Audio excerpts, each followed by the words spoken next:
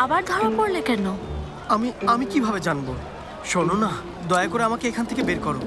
একমাত্র তুমি আমাকে এখান থেকে বের করতে পারবে। তাছাড়া আমার মতো পণ্ডিত কিভাবে কৃতদাস হয় বলো? এই, আমাকে জলদি বের করো। কিভাবে? ওদের কাছ থেকে কিনে। তুমি হলে একজন বুদ্ধিজীবী, আমার নোংরা টাকা দিয়ে তোমাকে কিভাবে কিনি? এটা তোমার জন্য মানহানিকর, সাথে অপমানজনক। তাছাড়া তুমি আমার রক্ষাকর্তা, আমি তোমাকে কিভাবে বাঁচাতে পারি? আরে শোনো, আমি আর এসব নিয়ে কথা বলবো না। আমি তোমাকে শপথ করে বলছি, এবার আমাকে বের করেই দেখো। কি বলো তুমি? আমার টাকা নেই। কি?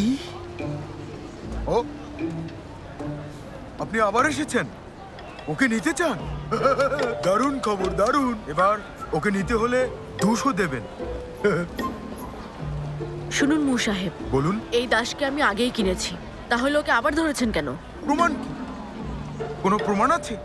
হ্যাঁ, যা বলেছি দিন, টাকা দিন। আপনি টাকা দিলেই এই দাসটা তখন আপনার হয়ে আমাকে যাবে।